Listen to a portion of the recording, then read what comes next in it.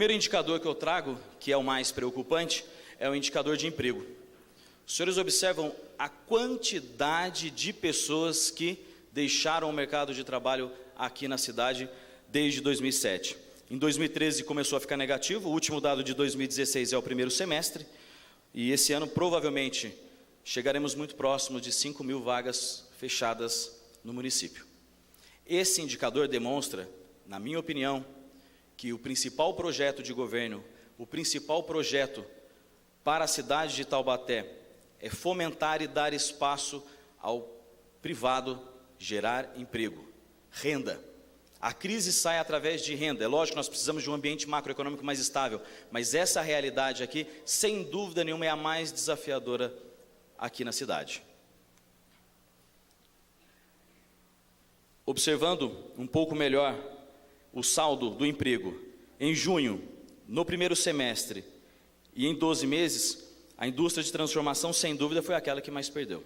O teor industrial do nosso município e a queda do emprego nesse setor é um dos maiores responsáveis pela crise de quase todos os outros, porque você tem uma redução muito grande de massa de salários, automaticamente a população diminui suas compras, vai menos aos setores de comércio e serviços, disseminando uma crise. Os senhores observam que apenas em 12 meses, apenas a agricultura próxima à estabilidade que tem algum tipo de crescimento, o resto todos muito, muito ruim, e é sem dúvida, como eu disse, o principal desafio daqui para frente, voltar a gerar emprego.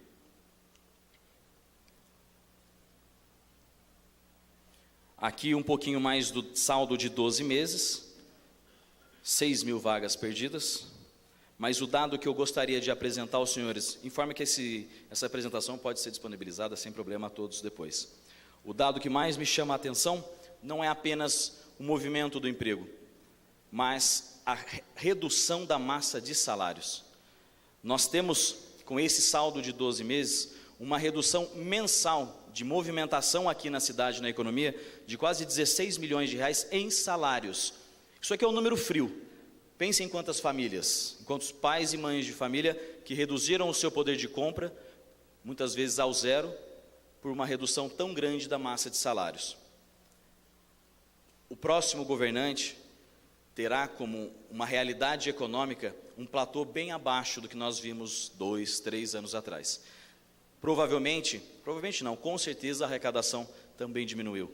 Nesse momento, o pragmatismo das contas tem que ser feita pela família e também pelo setor público. Essa realidade do setor privado, sem dúvida alguma, é a mesma no setor público. 16 milhões de reais por mês a menos. Como o saldo continua negativo, isso vai aumentando. Aqui o varejo, um pouco mais do varejo. Os senhores observam que no primeiro semestre de 2016, nenhuma atividade gerou vagas. No estado de São Paulo, farmácias e supermercados ainda geraram vagas, mas aqui, por esse caráter bastante influenciador que nós temos do desempenho industrial e agora de redução, é um pouco pior.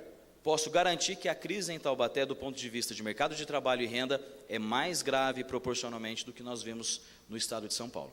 O que muitas vezes, ou em momentos de grande crescimento econômico, é um potencial que a cidade tem de crescer mais rápido, também é um potencial de desacelerar mais rápido quando você tem esse teor.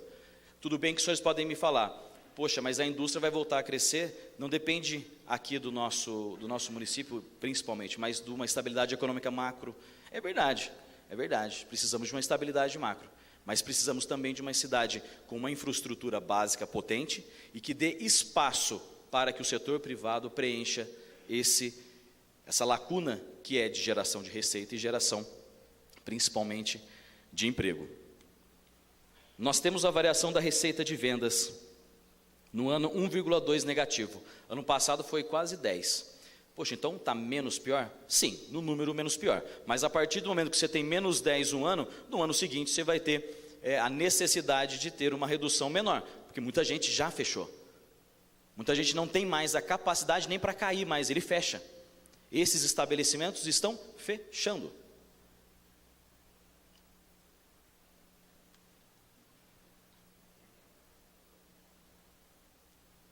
E nós temos agora um movimento diferente. O mercado de trabalho, ele tende, normalmente, quando você tem uma crise desse tamanho, a primeira pessoa que sai da empresa é demitida, normalmente é aquele cidadão que é mais jovem, tem menos capacidade profissional, ele tem mais rotatividade. Isso já aconteceu, foi ano passado no Brasil. No final do ano começou o quê? A demissão em massa, ou de maior quantidade, de gerentes, supervisores e diretores. Das 70 mil vagas perdidas no estado de São Paulo, no varejo, 24% era de gerente, diretor e supervisor. A necessidade de redução de gasto para a empresa, para ela sobreviver, obriga ela, inclusive, a cortar quem ganha mais, que faz mais diferença na folha de pagamento, faz mais diferença em custo. Esse foi o segundo movimento, já ocorrido. Agora, a empresa que sobrevive, observa uma situação assim. Se eu mandar embora mais gente, eu fecho. Então, eu não posso mandar. Mas eu não posso me manter com esse custo tão elevado. Então, ela manda embora quem ganha mais e contrata um mais jovem que ganha menos. A gente está na terceira etapa da evolução do mercado de trabalho, que é a substituição. Infelizmente, a quarta é o fechamento. Nós estamos nessa terceira etapa. Os índices de confiança nos mostram, ainda bem, que o fundo do poço foi em maio. Se fôssemos colocar qual é o mês, maio. Os índices de confiança para 2017 melhoraram, teremos um Natal razoavelmente menos negativo em termos de comparação com o ano passado, o que é diferente das quedas grandes de Dia das Mães, Dia dos Pais e também o Dia dos Namorados. Nesse momento, onde nosso tema hoje vai ser gestão pública, entender um pouquinho mais da realidade econômica, dos desafios, do patamar econômico que a nossa cidade está, é o primeiro passo para ter gestão pública eficiente, de espaço para a geração de empregos, espaço para que o setor privado, através do varejo, do atacado de serviços, crie vagas.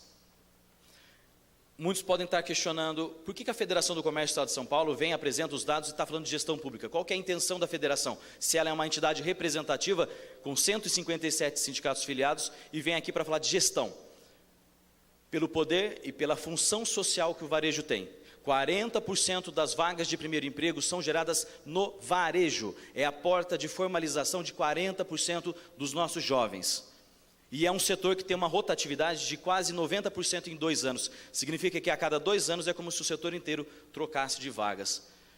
Mas é esse setor que tem rotatividade alta, salários, rendimento médio mais baixo do que outros setores, que tem uma função social muito importante. E a federação, junto com o sindicato, vem trazer esse tema, apresentando uma realidade econômica e, ao mesmo tempo, mostrando aos senhores, autoridades, empresários e o público aqui em geral, todos os consumidores, como a nossa pesquisa, precisam observar quais são os grandes desafios para a nova equipe que vai comandar a nossa cidade.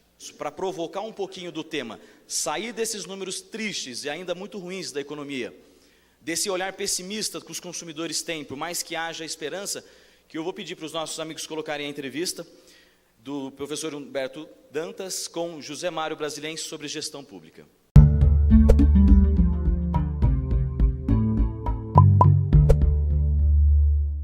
Eleições municipais, uma redução significativa na arrecadação dos municípios e um debate constante acerca de um novo pacto federativo. Um Brasil entrevista José Mário Brasiliense Carneiro, diretor executivo da Oficina Municipal, uma organização que nos ajuda a entender como a gente resolve todos esses problemas, se é que existe solução. José Mário, é fácil, não? São problemas desafiantes mesmo. Toda eleição é um grande desafio para ser compreendida. A Federação Brasileira precisa ser revista, revisitada. E é um tema ainda muito requintado do ponto de vista da ciência política. O formato do país, o formato do Estado, é um debate que ainda não chegou nem muito bem à própria academia. Por isso aqui a Oficina Municipal tem essa missão de colocar o problema da perspectiva do município, que é, na nossa compreensão, a primeira esfera de governo, aquela que está mais próxima do cidadão, é a base da federação e a base da democracia. A Constituição de 1988, que é considerada a Constituição cidadã, e ela foi muito ousada em colocar o município como um ente da federação. E o Constituinte entendeu que era preciso que os municípios tivessem uma autonomia maior. Por que é importante o município ter uma autonomia maior do ponto de vista político, tributário, financeiro, administrativo, porque ele, com essa autonomia, pode dar uma resposta mais rápida para o cidadão que quer políticas públicas fundamentais de saúde, educação, etc. Infelizmente, a estrutura tributária permaneceu sendo uma estrutura tributária pré-88. Basta lembrar que o Código Tributário Brasileiro é de 1967. Em 1967, com o regime militar, o Código Tributário quis concentrar os recursos na União para que o governo federal tivesse condições de fazer as suas políticas a partir de Brasília. E passou a mudar exatamente com as eleições. Curiosamente, as primeiras eleições diretas que a gente teve no Brasil não foi para presidente da República, mas foi para governador de estado, em 1982, que colocou na agenda do país os estados federados como atores importantes. Do ponto de vista constitucional, todos são entes federativos, estão quase que num patamar de igualdade. Claro que com atribuições limitadas. O município não vai fazer o que o Estado pode fazer e o Estado não vai fazer o que a União pode fazer por uma questão de alcance, inclusive territorial. Essa esfera de competência, o ideal é que ela seja realmente garantida do ponto de vista da autonomia, para que as decisões sejam tomadas ali com mais eficiência, com mais eficácia, com mais economicidade, etc, etc. Os municípios no Brasil arrecadam apenas 5% de todo o bolo tributário.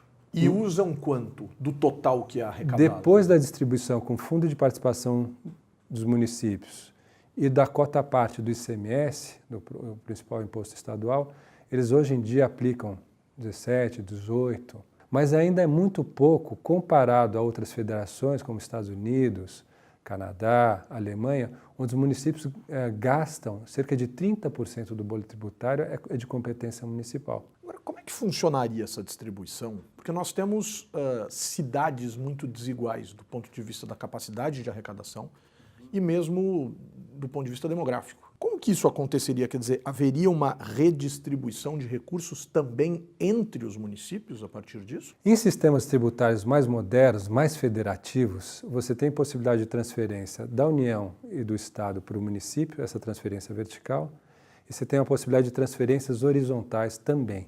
Então, por exemplo, um município que tenha royalty de petróleo, num sistema tributário que permita a transferência horizontal, você pode ter financiamento a partir desse município de municípios vizinhos ou circunvizinhos. A reforma do sistema tributário é uma reforma muito dolorosa do ponto de vista político, porque ela implica uma repactuação política.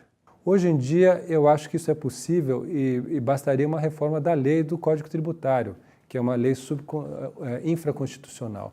Precisa de um clima político, de pressão dos prefeitos, dos governadores, mas eu não vejo outra possibilidade. A arrecadação é proporcional ao tamanho da encrenca. Uma cidade pequena vai precisar menos recurso. Uma cidade média, um pouco mais, uma maior, mais. E isso, a arrecadação vai acompanhar o tamanho. O pouco que se arrecada é suficiente para o pouco que se gasta. E aí você não tem o que a gente tem aqui no Brasil, que é a famosa preguiça fiscal. O prefeito resiste a arrecadar, porque isso não dá voto, isso vai contra a cultura política. Porém, a hora que os prefeitos começarem a arrecadar mais e entregarem serviço mais diretamente, para o cidadão é o melhor dos mundos. Porque fica claro para ele, eu pago IPTU, recebo isso. Pago ICSS, recebo isso. O ITR, que é um imposto federal, poderia passar para o município para aumentar um pouco a carga tributária municipal. E o imposto IPI também poderia ser transferido para o município. Então, aumentaria um pouco a arrecadação local e os municípios teriam mais essa autonomia financeira e tributária de interesse para o prefeito e para o cidadão também. O que a Alemanha fez, os Estados Unidos fez e outras federações fizeram? Eles criaram um nível de governo entre o Estado e o município, que é um nível regional. Nos Estados Unidos chama condado, o county, na Alemanha chama Landkreis, e esses governos regionais dão conta das políticas intermunicipais. A estrada vicinal, o hospital, a universidade. Então você tem num raio de 50 ou 100 quilômetros tudo o que você precisa. A arrecadação é municipal e parte da arrecadação municipal os prefeitos transferem para esse nível de governo. Então cada um de nós dá uma cota à parte equivalente à sua população. E o Landkreis passa a fazer a gestão desses serviços intermunicipais. O prefeito regional é eleito diretamente, porque ele é uma figura política e o cidadão quer ter o controle de quem vai fazer esse governo regional. E a Câmara de Vereadores, que é uma Assembleia Regional, também é eleita diretamente. É uma engenharia política e administrativa muito bem criada lembrar que os Estados Unidos tem 80 mil municípios. Tem um princípio que chama subsidiariedade.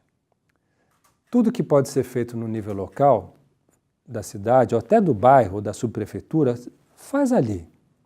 Quando a gente não deu conta naquele nível, aí agrega várias subprefeituras aqui em São Paulo, compõem um município. O município não deu conta sozinho, transfere essa competência para a região. A região não deu conta, passa para o Estado, o conjunto dos estados não deram conta, passam para a União. São competências residuais ascendentes, elas vêm de baixo para cima, em vez de vir de cima para baixo. Mas isso desafia de maneira expressiva até a nossa cultura política, a forma como nós fazemos. Esse é o grande desafio. Como a gente vem de um Estado imperial, monárquico, a figura do político local, dependente da figura do rei, criou essa cultura de que tudo vem de Brasília, tudo vem do governo federal. As federações mais modernas e mais equilibradas, não por acaso são superpotências, fizeram o contrário. Tudo vem do cidadão e da democracia local. Elas fortaleceram ao mesmo tempo a democracia, que é a dimensão política, e a correspondente qualidade da gestão e da administração pública. A administração responde aos anseios democráticos dos cidadãos. E a gente observa, Humberto, que nesses países 80% ou 90% das políticas públicas são resolvidas em nível local, regional e estadual. Então, nós não temos um presidente, nós temos um rei. Mas nós também não temos que deixar de ser súditos para nos transformarmos em cidadãos. Quer dizer, aonde eu formo esse cidadão? Você tem toda a razão que a gente carece muito de escolas de política. O Brasil deveria investir pesadamente na formação política dos cidadãos, para que a gente deixe de ter esse papel de súdito, de dependente, fomentador do assistencialismo e a dignidade da pessoa humana, a capacidade de escolher de forma livre e responsável o seu próprio destino. A gente abre mão disso com uma facilidade, talvez venha da cultura escravocrata, da dependência, enfim, mas eu acho que essa é a grande virada política. Existe o county nos Estados Unidos, existe o Landkreis na Alemanha, mas existe alguma coisa nesse sentido que pode nos dar algum tipo de expectativa em relação a essa capacidade das prefeituras trabalharem juntas? E no caso de existirem, aonde a gente peca e aonde a gente dá bons sinais de avanço e de boas expectativas em relação a isso? Existe uma figura jurídica que chama-se consórcio intermunicipal. É uma autarquia, é uma organização da administração indireta, só que em vez de ser uma autarquia do município, ela é uma autarquia que pertence a vários municípios. Essa autarquia intermunicipal pode assumir tarefas de caráter regional e vai fazer projetos e programas que interessem ao conjunto dos municípios que fazem parte desse consórcio. Por exemplo, em Minas Gerais, todos os municípios de Minas Gerais, é o estado com o maior número de municípios na federação, fazem parte de um consórcio de saúde. Então você tem um bom hospital no interior que atende um conjunto de 5, 10, 20, 30 municípios no entorno. E a gente está trabalhando fortemente aqui na oficina municipal com consórcios ligados à educação. Uma cidade pequena dificilmente vai ter condição de fazer a formação de seus professores sozinha. É melhor ela se juntar com outras cidades pequenas e aí trazem um formador que vai fazer um curso de alfabetização ou de matemática para um conjunto de pequenos municípios. Lembrando que o Brasil, 70% praticamente dos municípios, tem menos de 30 mil habitantes. Então a gente é um país de pequenas e médias cidades. Isso é ótimo, porque as pequenas e médias cidades são mais sustentáveis. Então o Brasil tem que dar esse salto qualitativo agora de apostar nas redes de cidades. Nas redes de cidades, que inclusive podem reter os talentos, os jovens, fica ali, se desenvolve ali, tem o seu emprego ali, evita migração interna, evita adensamento nas regiões metropolitanas e o país se desenvolve de uma forma mais sustentável. Existem algumas teorias que dizem que quando um dos entes federativos, no caso do Brasil, 3, né, União, Estados e Municípios, retém para si mais de 50% da arrecadação, você vai desequilibrar a sua federação. Como é que eu resolvo esse problema, José Mário, se o prefeito, por vezes, se vê como súdito de um deputado federal para lhe abrir portas em ministérios para a chegada de recursos políticos na sua cidade? O cidadão é súdito do Estado, mas o gestor municipal, o administrador municipal, o político municipal também não se torna súdito do político federal, e aí dificilmente eu vou resolver esse problema em termos políticos, porque esse sujeito que resolveria esse problema, o deputado federal e o senador, por exemplo, vivem politicamente às custas dessa lógica. Como é que eu resolvo isso? A gente sabe que boa parte dos prefeitos estão mais em Brasília ou na capital do estado do que no próprio município. A União, o governo federal no Brasil, fica com 60% do bolo tributário. É um sócio mais do que majoritário. Então ele manda. Os Estados Unidos, o Barack Obama tem 40% do bolo tributário. Ele não manda nos Estados Unidos. Quem manda são os 80 mil municípios e os 50 estados federados. É uma federação para valer. E aí, essa política da dependência acontece, as emendas parlamentares surgem em função disso. Os deputados viram esses canais de trocas e barganhas. E aí entra um outro tema que acho que pode valer para uma outra entrevista, que é a reforma do sistema político. Porque, afinal, vai tocar um pouco na estrutura de poder. E eu gosto muito da ideia do voto distrital misto. Você descentraliza o poder, as finanças, para o nível local e regional. O deputado tem uma interface com a população daquela região e você ainda tem uma lista partidária para os temas nacionais. Não se trata do municipalismo autárquico, que tudo ao município, nem tudo aos estados, nem tudo à União. É um equilíbrio das três esferas de poder. O ideal é esse equilíbrio, né? A gente ter coisas bem resolvidas no nível local, no nível regional, no nível estadual, e a União vai ficar com uma agenda mais macro, da estabilização econômica, das relações internacionais, importação e exportação. É um sonho, né? Mas dizia alguns aí, poetas e políticos que quando a gente sonha sozinho é só um sonho, você começa a sonhar com outros e isso começa a transformar a realidade. Acho que o Brasil está nesse processo de descentralização e transformação na estrutura do Estado.